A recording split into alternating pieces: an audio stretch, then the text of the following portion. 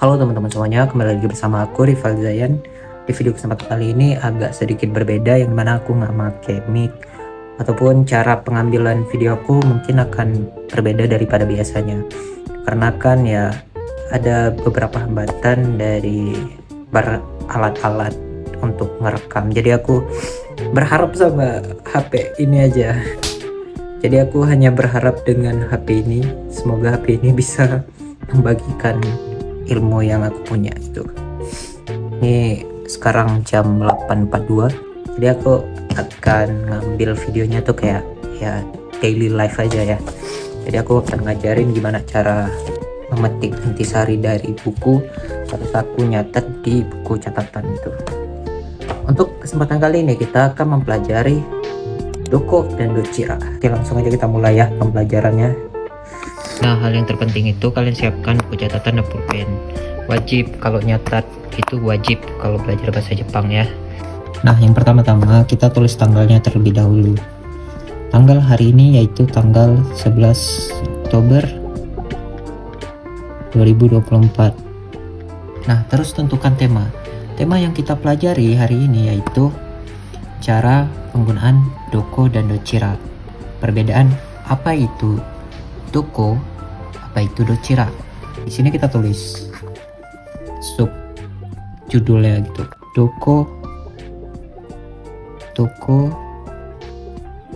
dan Dochira. Lingkarin gini. Nah, setelah kita mengetahui apa yang ingin kita pelajari, kita kan ingin mempelajari Doko dan Dochira. Kita harus mencari tahu penjelasan keseluruhan dari pengertian Doko ini apa, Dochira ini apa. Maka dari itu kita memerlukan buku. Itulah pentingnya buku, guys. Di buku, Doko adalah kata tanya untuk tempat, sedangkan Dochira adalah kata tanya untuk bertanya arah. Untuk bertanya tempat, ada kalanya digunakan Dochira. Dalam hal ini, ungkapannya menjadi lebih sopan daripada menggunakan Doko. Ribet nggak tuh? Maka dari itu kita perlu menyederhanakan penjelasan yang panjang ini menjadi pendek seperti ini. Ya, pendek. Cak, gimana caranya? Mana sih Cak caranya? Oke. Nah, caranya gimana? Doko adalah kata tanya untuk tempat. Kita harus berani bertanya kepada buku ini, kata tanya untuk tempat itu seperti apa? Dalam bahasa Indonesia, kata tanya tempat itu di mana? Ya di mana gitu, di mana? Ya cuma satu, di mana? Nah, di sini kita akan misahin terlebih dahulu Doko dan Dochira. Tunggu. Fokus. Doko. Wait. Doko. Tab. Doko adalah kata tanya untuk tempat. Bisa diartikan di mana. Panah yang bengkok. Nih. Means itu artinya arti ya. Di mana. Kita bisa mengartikannya dengan di mana. Kita nggak perlu ngapalin Doko adalah kata tanya untuk tempat. Kita ingat ini aja, di mana. Otomatis kita akan mengingat bahwa Doko itu adalah kata tanya untuk tempat.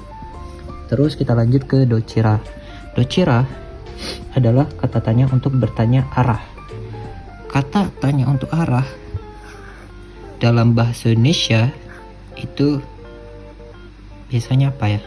Nah, bisa diartikan yang mana. Terus di sini ada lanjutannya lagi. Ini kan kita udah tahu Doko adalah kata tanya untuk tempat, yang artinya itu berarti di mana. Dochira adalah kata tanya untuk bertanya arah, yang artinya itu yang mana, itu arahnya yang mana itu. Untuk bertanya tempat, ada kalanya digunakan Dochira. Dalam artian ini berarti dia memiliki fungsi yang sama seperti Doko. Dalam hal ini ungkapan menjadi lebih sopan. Maksudnya ini kan Doko fungsinya untuk bertanya tempat, sedangkan Dochira itu bertanya arah. Dan Dochira ini memiliki fungsi yang sama seperti Doko, yaitu menanyakan tempat. Berarti itu bertanya di mana, bisa dipakai juga untuk bertanya di mana. Perbedaannya apa? Dochira ini lebih sopan artinya ini lebih formal dan ini lebih informal. Nah, jadi inilah fungsi buku catatan yang dimana berfungsi untuk meringkas atau menyederhanakan apa yang terdapat di buku utama gitu. Jadi nggak kita ketiplak-ketiplek aja gitu di buku catatan kita.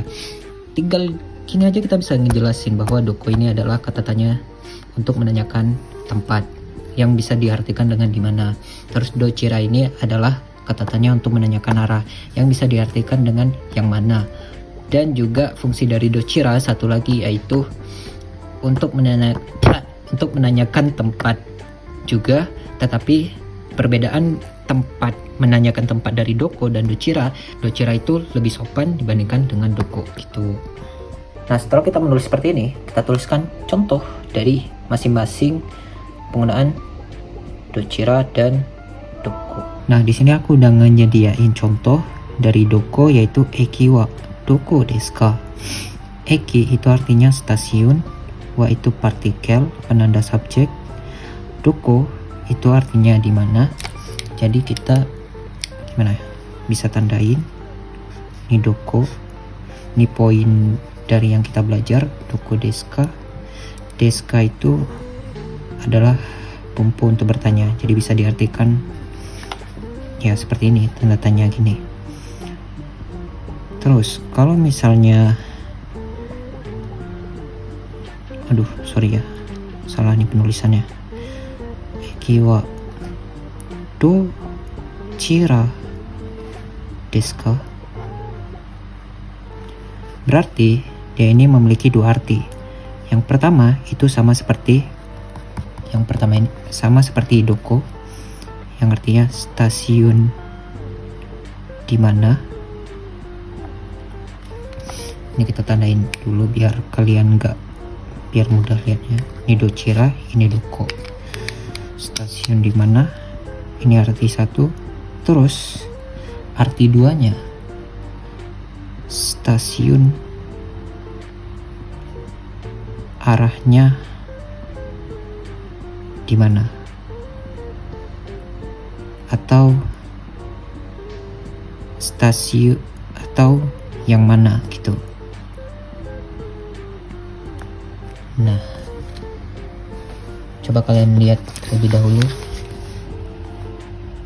kalian pikir-pikir dulu perbedaannya itu.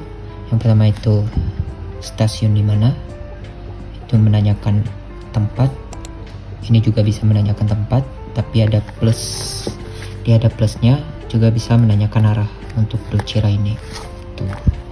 Nah, hal yang aku lakukan selanjutnya yaitu mencari contoh-contoh yang dipakai di kehidupan sehari-hari.